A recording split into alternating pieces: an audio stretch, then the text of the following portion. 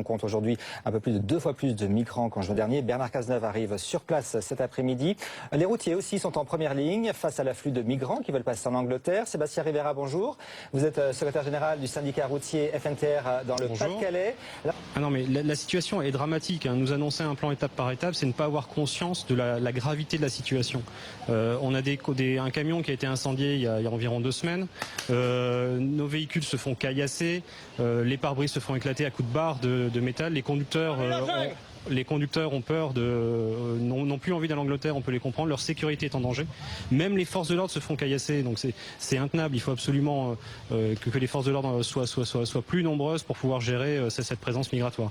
Et c'est des attaques incessantes toutes les nuits sur la rocade portuaire, où l'ensemble des marchandises sont détruites, où les bâches sont lacérées, et il y a un risque aussi d'agression par rapport aux chauffeurs. Un jour, sur Calais, on va avoir un drame, c'est à peu près certain. Le campement de la Lande a vocation à être entièrement démantelé. Mais pour atteindre cet objectif, il faut de la méthode, de la détermination, du dialogue et de la responsabilité.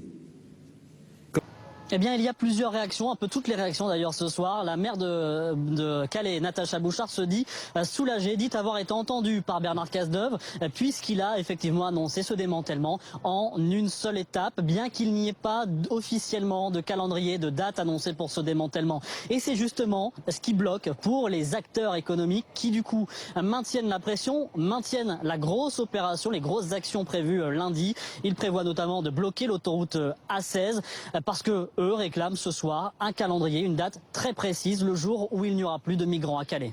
Les informations du Figaro qui révèlent que les reconduites à la frontière ont baissé de quasiment 20% ces 6 derniers mois. Ça représente 2000 expulsions en moins. Une explication, les effectifs policiers sursollicités n'ont plus le temps d'effectuer ce que l'on appelle des missions d'éloignement. En effet, état d'urgence, menaces terroristes. Madness.